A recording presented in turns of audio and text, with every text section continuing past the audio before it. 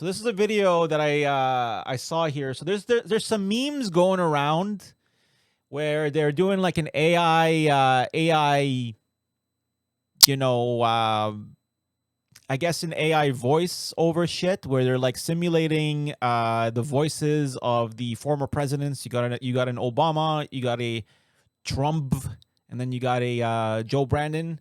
Got all of the good, bad, and ugly presidents, mostly bad and ugly presidents that have passed us by. And but they're basically memeing here, and there's all kinds of different memes here of this stuff going around. I saw this one here coming by here on the YouTube where they were memeing here about death albums, doing a tier list for death, and I was like, dude, this is pretty cool. And before I even watched this, I was like, how about I watch it with you guys?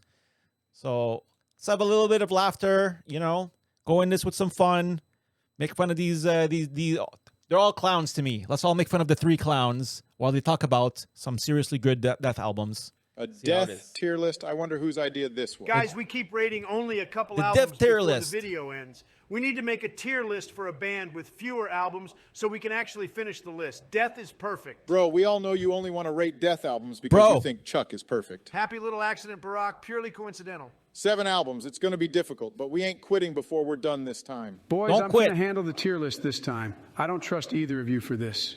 First record is Scream Bloody Gore. Hold up. We need to talk about the demo tapes first. Bro, we already have 7 albums to rate. We're Demo skipping tapes. the fucking demo tapes. The We may have Mantis era. skipped lame demos like No Life Till Leather in the Metallica videos, Barack. But these demos are too important not to rate. No Life Till Leather is literally one of the most important demos of all time, Blah, Donald. blah, blah, rock. Obviously, Chuck's band was called Mantas first. Mantas. But they changed their name to Death in 1984 because Chuck wanted to turn the death of his brother Frank in a car accident into something positive. Under the new name, they released this, Death by Metal. So Death by Metal, this was their early demo, and also there's a new documentary that just came out. Well, that just came out. It came out a few years ago, but it was a pretty recent documentary. It's called Death by Metal, and this documentary is available on Amazon Prime. So if you have Amazon, check it out. Great documentary about the whole history of the band by this name as well, Death by Metal. Meth by My Deathel, perhaps as well. This demo literally has my favorite Death song from the first album, Evil Dead. Death's early demos were a little too raw for my taste. So they were raw and all that, but also, as he's saying, some of the tracks did make it to the first album from that demo. But when Mutilation came out in '86, Evil featuring Dead. Chuck on vocals, I think they really came into their own production-wise and musically. The whole demo has a clear, crisp sound and a new sheen of consummate professionalism that really gives the songs a big boost. Camley did good on the first demos, but I think Chuck's vocals have a far more higher-pitched, fitting timbre. Donald, can we just rate Scream Bloody Gore, which is the first actual... Actually, this, you know, if this was actually really this bonehead here speaking, these are actually very intelligent points. I don't think he can humanly make those kinds of points. Not to say the other ones can make it any better. Maybe they can, but he made a lot of good points though about the production and all that. actual album. Have The you read opposite of title Zombie this Ritual. fucking video? I'm not finished, Evil Brock. The Dead. second demo's opening track, Corpse Grinder, is literally where a corpse grinder from Cannibal Corpse got his name from. These demos were so influential on the formation of death Yeah, metal. I'm cutting you off there, Donald. We're going to be rating Scream Bloody Gore right now. I'm supposed to be leading this tier list, Barack. All right, And you're get supposed tearing to up. be leading this country, too, and look how that's going. Fuck you, Barack. I'm doing the tier list, Joe. I gotta say the first album is pretty good musically, but the lyrics are edgy AF. Fucking raping zombie whores, really, Chuck? What are you, 13? Vomit for a mind? I mean, he maggots was for a young. cock?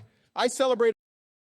Jesus Christ, Evil Chuck, you're edgier than the early Norwegian black metal scene. Yes, the lyrics are gross at times, but that's a central theme in death metal. Life isn't always pretty, Barack. This isn't pop music. And Chuck has apologized for that last line and has had openly gay bandmates since. Bros, this album is B tier at best. Remember, Chuck That's right. composed Take it into everything, context. handled the vocals, the bass, and all guitar parts. Some other guy is credited for rhythm guitar, but Chuck actually played everything. Donald, you may not understand this, but we're rating albums here, not Chuck Schuldiner. Exactly, Joe. I'd put this album in B tier, but I'll cut you some slack and put it in A B-tier. tier, Donald, because the demos were influential, and a lot of the songs from this album come from them. From But influence, Possessed was still the A first tier. to release a death metal record. Nonsense, Barack. It's just boring thrash. The first demo is literally named Death Metal, and its first song is named Death Metal.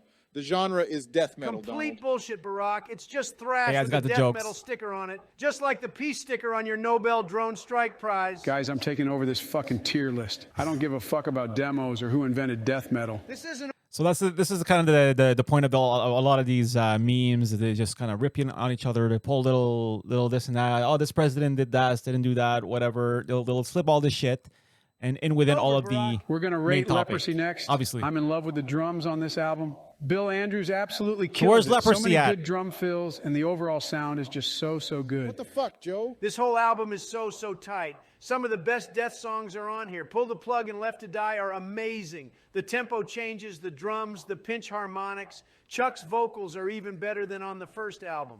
I could go on for hours. Yeah, Donald, we noticed that in the Smash or Pass video. Just ignore him, Donald. Smash this or album pass is going video. into S tier, but not before I mention that there's an amazing live recording of the band in this era. Check out this clip. Jamie, can we pull that up? Oh hell yeah! Combat Records. Yeah, that's that good shit.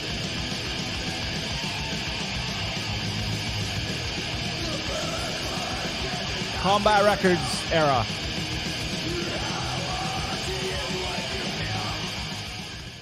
God damn, look at that mean, lean riffing machine of a man here. Joe, I'm going to need a Band-Aid Absolutely because Chuck's mean, jawline is so lean fucking riffing sharp machine. here, it's cutting me into pieces. Still just gore and death lyrical themes on this album, though. I see what he did there.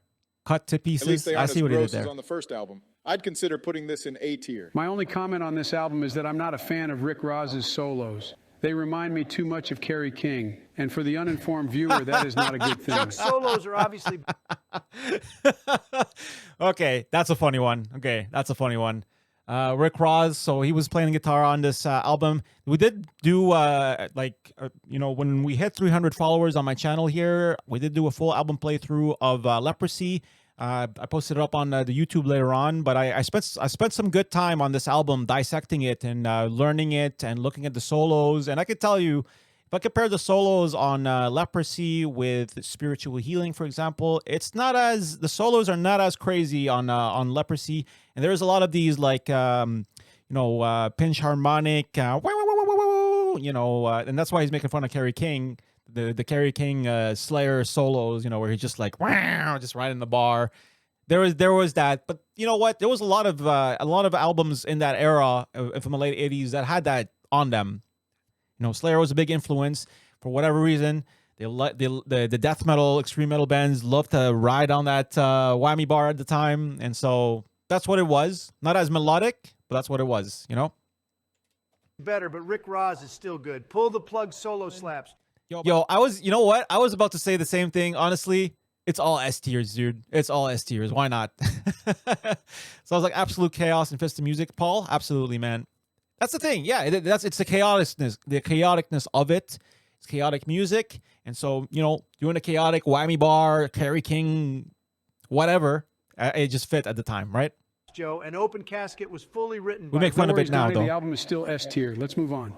Next is Spiritual Healing from 1990. tier. First thing I notice about this record is the wacky-ass album cover. So typical for 80s and 90s metal. Love the album Reminds me cover. of For Whose Advantage by Zentrix and even Rust in Peace. Yeah, Joe, this artwork is by Ed Repka, who also did Peace Cells and Rust in Peace. Dude illustrated a ton of classic thrash albums. For Death, he also did...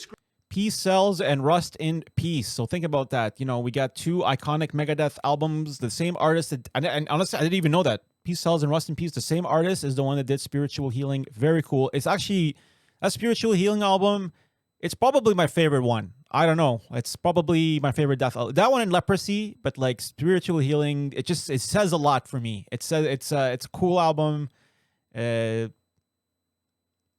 says a lot. It says a lot. There's a lot of little Easter eggs too. You got a preacher with some money in his pockets right there. All kinds of stuff like that. Really cool design. So Paul is saying as well, whammy bar dives sound like souls descending into hell. Well put. Well illustrated as well. Ed fucking Repka is a legend. Leprosy was your favorite? Love Leprosy too. I mean, I'd say it's between Leprosy and Spiritual Healing for me. It's back and forth. Leprosy is really cool. I love the color too. The color that they use at Leprosy, really cool. Obviously the haunting picture of the face of the leper and all that, the leper colony, that image, Very cool design. And then same goes with Spiritual Healing. You know, yeah, they're all good. They're all good. But, you know, if we're going to rank things, you know, I'll say those. They're all good, though. I agree. Human's pretty cool, too. But I just appreciate these ones as well. And quite interesting as well. Yeah, I didn't know that. The same artist that did Rust in Peace, Peace Cell for Megadeth, is the same guy that did these ones, Scream, too. Bloody Gore, and Leprosy. This album perfectly illustrated what a fucking perfectionist asshat Chuck was. Dude refused to tour Europe for this album at the last minute because he thought it was badly organized. His own band had to go on tour with a different vocalist just because Chuck's such a pain in the ass to work with. And then he had the nerve to actually be disgusted the by Austrian them Disc doing Machine? so, even though the band just wanted to fulfill their contractual obligations. Holy shit, this guy is second only to Dave Mustaine. It just means he has standards, Barack, which you clearly don't. No offense, Michelle. Guys, please just rate the album. I don't know why, but this album never caught me like Leprosy did. For whatever reason, they also recorded the whole thing in a motel room that they all stayed in together for like 6 weeks. Bro, I can't even imagine recording for 6 hours with Chuck. So they're making some interesting points here. So, and this is something that, like, you know, it really, the picture was painted for me as well when I was looking at the documentary of Death by Metal. But I mean, you could also kind of guess, you know, Chuck Schuldiner, he's the only, we'll say, nuclear member of Death. He's the guy that founded it, and everything's revolved around him. And as with every album, as you get deeper into discography, the band is always changing around him. And you know, he's one of those guys, man. I don't know what to say about it. Some guys, it's just there's like some perfectionist in him, or just the way he just had his way of doing things, and it had to be that way. And you know, so the people that are working with somebody like that, it can rub you the wrong way, you know, because everybody in a band would like to contribute in some way, usually, you know, unless you're just a straight up session player and you're just there to mechanically play stuff, which is fine. There's people that do that, but I would say, like, most of the time, you know, if you're working on an album, somebody would like to contribute where they can. Somebody would like to contribute a part there, a song there, a song there. But it seems like the impression is like Chuck really had, this is his band, this is his baby, this is his project, and he would take the reins on it, and it's his way or the highway. And if somebody didn't like it, hit the highway. He was not shy to replace you, and he surely did that throughout his record. So that's one. You can make a criticism about this kind of a way of approaching it, and there's other artists that get a lot of flack for that. Maybe Dave Mustaine, as he's saying, is another example of somebody that's like that. I mean, I don't know. At the end of the day, with art, if you're in the band, you're in the family, and you're in the family, man. You gotta try to find a way to get along. You're not gonna be happy with each other every single day, but your family. Good ups and downs, you go through it. That's how it goes.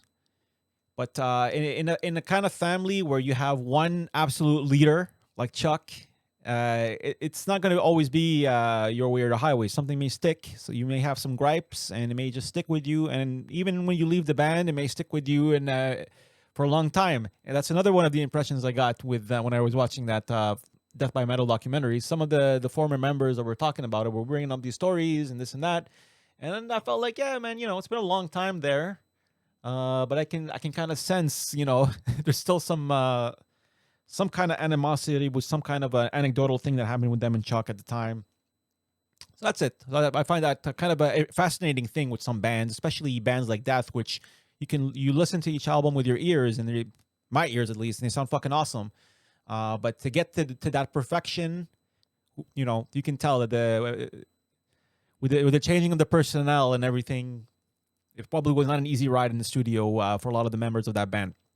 Nosplato, I feel like he wanted to hire the lineup that fit the music he was working on the whole time. Very good point. That's probably a big part of it. Because as he evolved through the years, you know, every album sounds differently. The early albums were raw, straightforward death metal, and then as we went along later, it became more prog, more technical, and so the musicians that were in the band, their skills were upped and upped and upped and upped, and there was much more expected of you as you went along, and obviously it showed with the albums. like cynic guys were a perfect fit for the music when he was writing for Human. Exactly, great example with Paul Moskowitz. What's his name? I can't pronounce his name. Paul Moskowitz, whatever his name is. The guitarist from Cynic, fucking awesome, man. He was with them on Human. He came back with them on Death to Wall tour a few years ago. Much respect to Paul. Masvidal.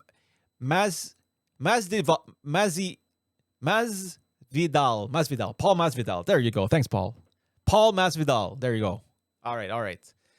Jimmy makes a lot of sense. Ultimately, the product they delivered on every album is a result of that. A lot of bands will give a giant misstep by releasing a bad album, and that ultimately taints your discography. Amazing point, Jimmy. Very amazing point.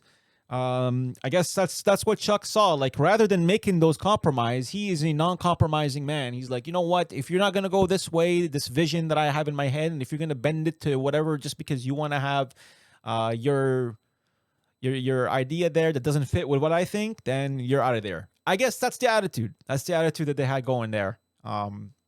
Ultimately, you are to judge.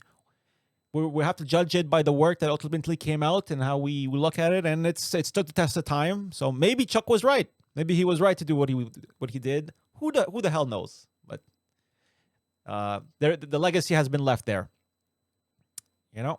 Again, would you want to be in the band with him? Probably not. Yeah, Well, so the other interesting point is like, so we say all that being said. So a week ago, on Monday, I went to an amazing show here in Toronto. Death to Wall was touring. Death to Wall is a tribute band of basically former members of Death, including on this tour. They had Gene Hoglan. They had Gene Hoglan on drums. They had Steve DiGiorgio on the bass. They also had on guitar Bobby Colby, and filling in for those big shoes of Chuck Schuldiner, we had Max Phelps doing the vocals and guitar. I went to see them here in Toronto. The tour, I think, just wrapped up this week. And let me tell you, it was an amazing show. I had a great time. One of the things, too, is like what was kind of cool in that show is like, Steve DiGiorgio would go up on the mic and just kind of talk, do some stories between songs sometimes, introduce some of the members, and this and that. So there was him, and there was also Gene Hoglan doing that too. They mentioned as well a few times. And those guys, we're talking about Steve DiGiorgio, who's been in many bands, many projects, and especially Gene Hoglan, man. He used to be in Death Angel. Steve DiGiorgio used to be in Just in Testament. They've been around, man. These guys have played in different bands. They've seen different egos, and they're veterans. They've been in there a long time. And they were saying, some of the funnest times we had in our career was to be in Death, was to be a part of this. So they were there for Human. They were there for Individual Thought Patterns. I think Steve DiGiorgio was still there for Symbolic afterwards. So there are some guys that stuck around, but those guys are high skilled, highly awesome. So it varies. There's a lot of people that came and went with Death. Some of them stuck around. Some of them have their opinions, but some of them you see now, 20 years later, they're bringing back the band together as much as they can and keeping the memory alive and keeping it all alive and appreciating the time that they had. So depends on where you rubbed Chuck.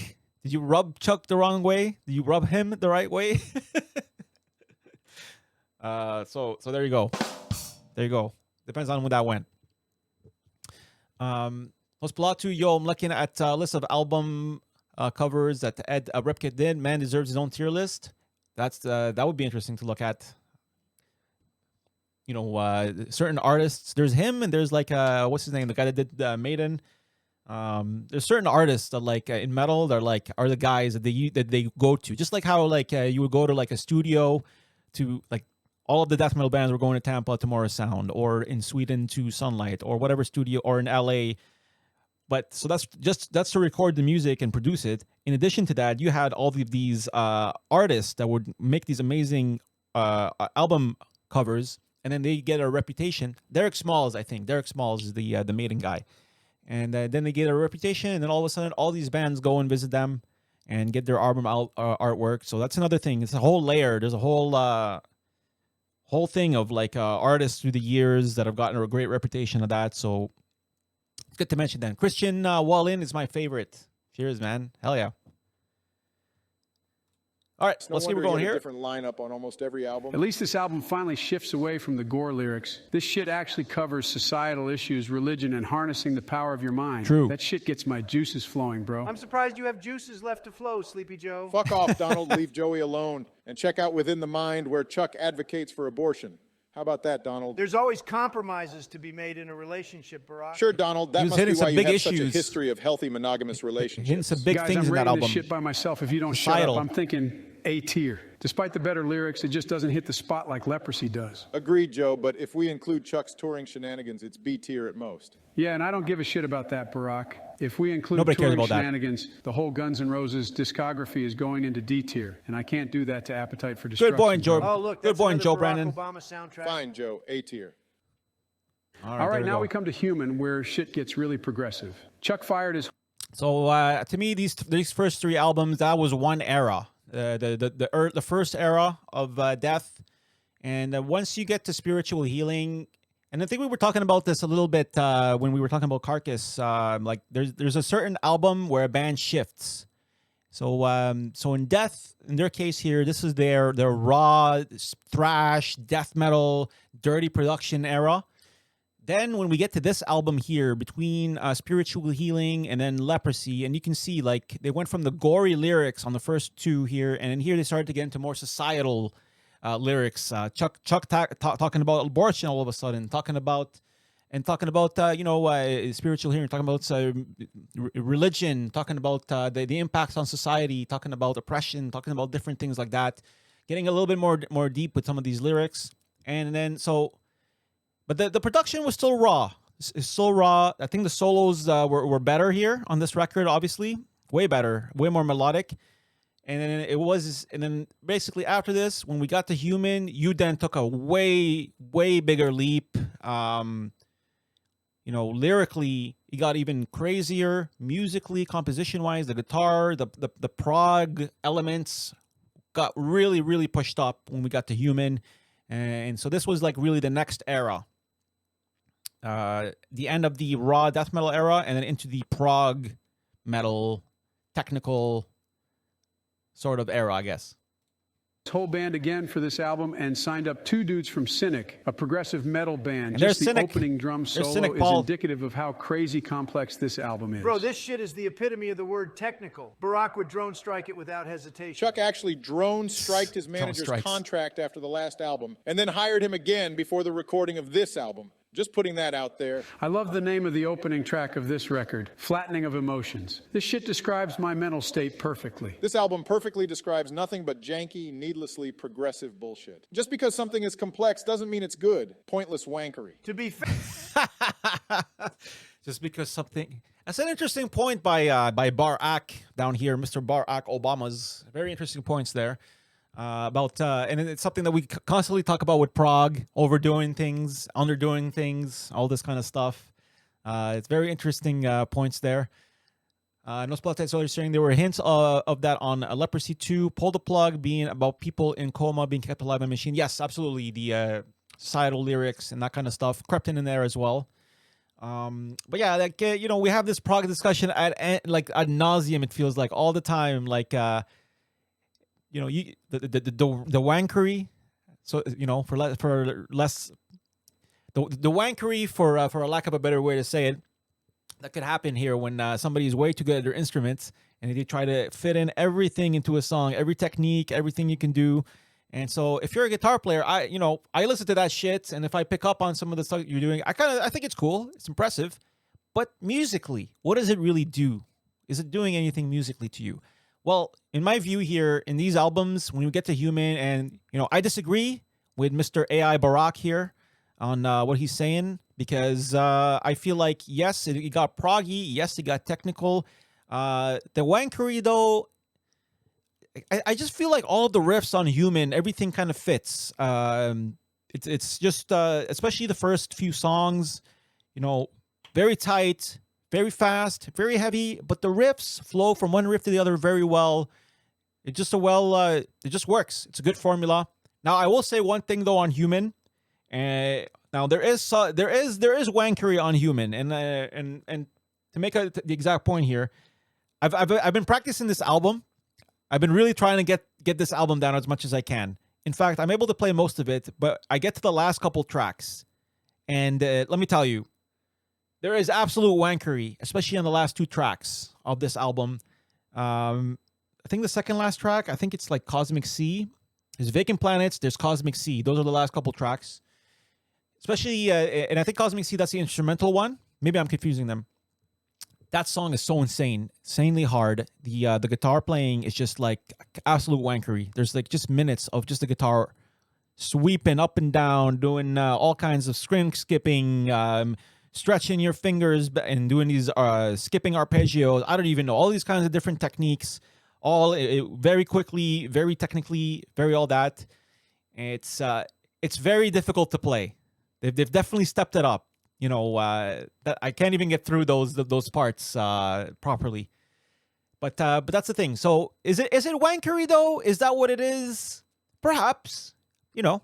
But they did put it on the end of the album, so maybe that's they kind of recognized it and pushed it to the end, and then just kept everything going. I don't know. But otherwise, I like the rest of the album. I think it's pretty tight. The songs are nicely flowing together. The riffs are good. You know, songs like Secret Face. Flattening of Emotions, Lack of Comprehension. I think the riffs are flowing well into each other. There isn't like a riff really technical, then goes to another technical riff, and like your brain is like, is this the same song? No, it's all good flowing stuff, I feel. And that's one of the things that kills some of these prog songs is not kills, but just makes it more difficult to listen to. It's kind of like there's like an ADD element sometimes when you listen to something overly technical. You're doing something for a few minutes, then they're skipping to something else for a few minutes, and then they're all within a matter of one song. And it's like, is this the same song? Like, I get you guys can do all these techniques. How about you like break up your techniques a bit, stretch it out a little bit, you know, write a song, focus on this technique, make sure your riffs are flowing better versus just cramming in all these techniques and all that kind of stuff. That's the never-ending battle. That's the never-ending critique with prog music. Sometimes it works, sometimes it doesn't work, but that's how it goes, man. So Jimmy's saying as well, yeah, all 3 of these albums were great to me. Sound of Perseverance, on the other hand, no thanks. That's a different album too, Sound of Perseverance. There's a bit of a gap between Symbolic and Sound of Perseverance, but we'll get to that one as well here. Fair, you have to have a very high IQ to understand Death's more progressive albums. The riffs are extremely complex, and without a solid grasp of music theory, most of what makes this album great will go over a typical listener's head. There's also Chuck's progressive outlook on life itself, which is definitely woven into his lyrics. His personal philosophy draws heavily from Friedrich Nietzsche's literature. Yeah, example. Donald, even the riffs have riffs, as they say. But I can relate to Baroque complexity for the sake I like that. Even riffs have riffs. Interesting. of complexity is pointless. Just listen to the album, you dumb motherfuckers. Even if you don't understand the progressive genius, the songs are still bangers. Lack of Comprehension even had MTV circulation, and that's the dumbest audience there is. True, Donald. All right, I'll give him that one. Even if I don't like the intro, it's a good song. Where do we put this album, though? This is S tier. This is obviously C tier. It's going into A tier, but ahead of Spiritual Healing. I love Lack of Comprehension and the instrumental Cosmic Sea too much. Still a fucking war crime, Kinky Joe. Okay, moving on to what is allegedly the worst album, Kinky Individual Joe. Thought Patterns. This shit is the only album that has less than 80% on Metal Archives. Yeah, this is the first one with Mean Gene, the atomic clock drumming machine. I Really? This had an 80 on it? Individual Thought Patterns? This is the first Death album I ever listened to. This is the one that got me into the band. love Dark Angel, but not this So one. I have like a sentimental love for this album. This album doubles down on the progressiveness from the last album, and I love it. Fretless bass, only virtuosos allowed. Honestly, this album is just Hi. Yo, actually, he's actually making some decent arguments here, some decent points here. Mr. AI Trump over here. Interesting arguments there. But yeah, Nosferatu, you're saying as well. There's a hole in this. I have one where he played in Japanese orchestra. Oh, for Ingve, yeah, I've seen that one too, man. It's a good one. Gorman, that album is amazing on bass and drums. It is, man. It's a great fucking album. Ups on drums, dude. Yeah, like he's saying, Gene Hoglan, like one of the best fucking death metal drummers ever, making his appearance on that album. Crazy shit. Should be S. I don't disagree with you on that one, Gorman. But yeah, tiring to Let's listen have a look. to. I respect Death, and Where's I it gonna won't rate land? this album D tier, but it's definitely even worse than Human, although The Philosopher slaps. I can understand what you're saying, Barack. This is kind of like Chuck took all the rarest Lego minifigs and bricks, put them in a set, and thought it would be coherent. I'm a simple man. I just want cool, catchy riffs I can remember. Exactly, Joe. C tier from me. Bro, what are you talking about, Sleepy Joe? What are you talking about? What are you talking about? Okay, Obama. This is fucking. They're just trying to make something. They just want to put something down in the C and D. They're just making up shit here, making up bullshit. I don't know.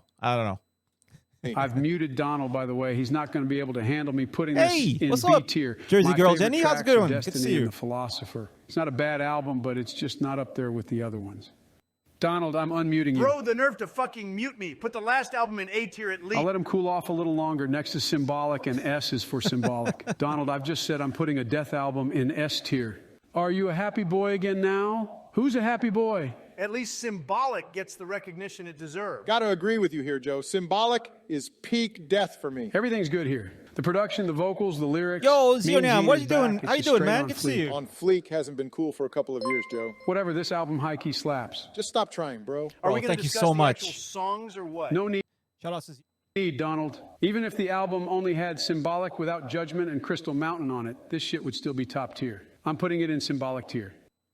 Finally, and we're at the end of this tier list. Can't believe this is the first time we've ranked more than 5 albums. All right, so they put Symbolic there at the end there. Now, Jimmy was saying, though, old Rasputin here in the chat saying that not a big fan of this album here, the last album, Sound of Perseverance. We'll see what they say, but I feel like, now, first of all, before we hit, they didn't really talk about Symbolic as too much here, but there's some important points to make here.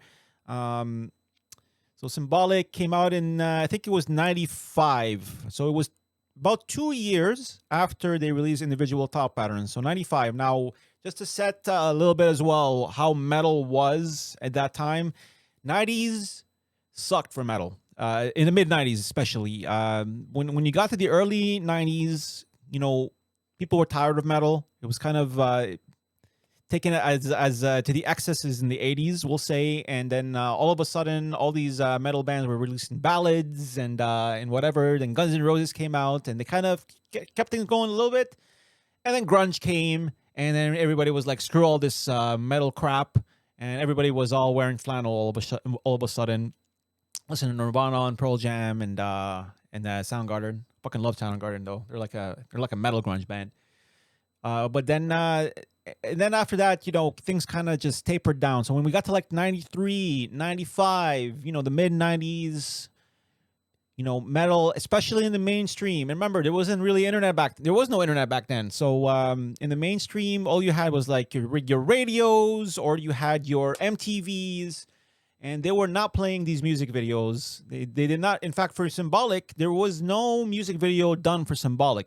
In the early 90s, Death did release their first 2 music videos, and as I mentioned, in Human they had Lack of Comprehension, and then in Individual Thought Patterns they released The Philosopher. So they actually have 2 music videos from that early 90s era as metal was tapering off. But then by the time we got to the mid 90s, it was just not even worth it. So they released the record, they were going, but they were not going to get any money or funding to release any music video or anything. And when you listen to Symbolic itself, the technicality has gone up so much by the time you got to Symbolic. Just absolutely technical tracks. Crystal Mountain, some of those songs, Sacred Serenity, Symbolic, the song itself. Every song is very complex, very technical. The solos are nuts.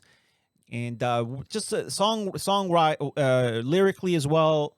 Chuck continuing to develop, not develop, but, continuing to progress in talking about societal things, life lyrics, philosophical lyrics, moving that forward. So they get that going. None of these albums commercially were very successful, but they definitely had more of a cult following, and that's how they kind of survived. So when this album was released in *95, it was in this kind of a climate, and it was at least a few years before they released the next record, Sound of Perseverance, which I believe was 98. So it was another 3 years before this was released. I just felt like it was them at their absolute best. And people, it's always interesting. It's always arguable, but I feel like there's a lot of people that would agree with you on that one, Jimmy, because Symbolic is a lot of people's favorite album. It's just a perfect album. Very, like I said, very technical. It just sounds great. All the riffs flow so well together. The solos are so good. And another point to make as well is Chuck's vocals kept on evolving with every album. So early on, very death metal, 880 late 80s grunting kind of stuff, and then when we got to the Symbolic, and then especially Sound of Persevering, it was like high pitched screeching kind of a vocals. So just kind of completely changing, musically evolving, but also vocally evolving. That's how it kept going, and then ultimately it all ended here on Sounds of Perseverance in '98. The last Death album. Let's see what the drumpy presidents of the AI world have to say. Albums in a single video. Is this what being an adult feels like? Bombing 7 different countries didn't make you feel like an adult, Barack? Nah, shit's just like Call of Duty, bro. Keep it together, boys. Sound of Perseverance is the last album. Why aren't we ranking the Control Denied album? Donald, I just want to get this over with. I'm fucking exhausted listening to 7 Death albums straight. Oh, and I know you can go for hours with Chuck, but that doesn't mean everyone can. You never were able to go for hours, Joe. Whatever you say. Oh boy, oh boy, oh boy. Hey, Donald, this album is pretty good, but I got some comments here. In my opinion, these are the best vocals ever from Chuck. There's tons of cool riffs. And there is a Judas Priest cover on here, but what the fuck? Why did he... So that's interesting. Yep. So Mr. Joe Brandon here is saying that he loved the vocals from Chuck on that album. It's a very big point of discussion. His vocals, especially on this album, and how they sound and how they're high pitched and everything. Some people like him, some people don't. I just find the discussion always interesting. Change the lyrics of Painkiller. Why is there a spider coming out of the sky instead of a savior? Shit gives me nightmares, bro. This album's got that Schuldiner syndrome again. A step back from Symbolic, if you ask me. The songs are too unstructured and complex, but Voice of the Soul is good. Voice of the Soul is so powerful. The best instrumental in the history of instrumentals Great solo. maybe ever. Yeah, it's really good, and there's just so many good songs on here. Spirit Crusher is amazing. Flesh and the Power It Holds is amazing. I can't get over these vocals. Fuck you guys. I'm putting this in S tier. Later, homies. I can't complain, I guess. What do I do now? Whatever. I'm so fucking glad we're finally done. Barack, you sure you don't want to rate the Control Denied album? Can't believe I forgot this, but R.I.P. Chuck. I was joining Michelle for dinner, Joe. Why did you call me again? We forgot to pay respects to Chuck. Oh, right. My bad, boys. R.I.P. He died too soon. Thanks for this, guys. Now, I remember why I secretly love you two a little bit. And I love you too, viewer. Don't worry. If you subscribe. All right, so there you go. That's it. One more thing on Chuck here. This is from a Banger TV documentary for Extreme Metal from the Metal Evolution series. You could tell even early on his songwriting, his song structuring. It wasn't just like, I'm just going to scream and that's it. He wanted to make rhythms that were catchy and they had a purpose. They just weren't fillers in a song. They actually meant something. It was inconceivable to me that a band could be so heavy, playing at speeds like that and doing it in technical fashion was still a very new thing. And that's why, as far as I'm concerned, Chuck Schuldiner is pretty much the godfather of death metal, and Death were pretty much the first death metal band. So there you go. All right, I'm just gonna grab one quick thing. Let me show you one more thing here before we wrap up this segment. So I got a poster from the show on Monday. And it is an autographed freaking poster. Check this out, man. Really cool shit. It's a really good quality poster. We got Gene Hoglan's autograph on this side. This is Steve DiGiorgio here. Max Phelps on right down here. And then Bobby Colby on this side. So, once the show was over, went up to the merch table, saw that they still had some of these posters left over. I was like, yo, hook it up. And really cool piece of merch. Really happy to have this. Also mentioning that Suffocation and Nukem opened up for them. Suffocation was fucking amazing. Amazing. They're always amazing. Place was trembling. And Nukem was fun. Really cool thrash metal band. Loved listening to their riffs. Got there early enough to catch them. So that's about it. I think this tour is wrapped up now. Looks like April 1st it had wrapped up in Denver a couple days ago. And I went to the March 27th Toronto show here at the Opera House.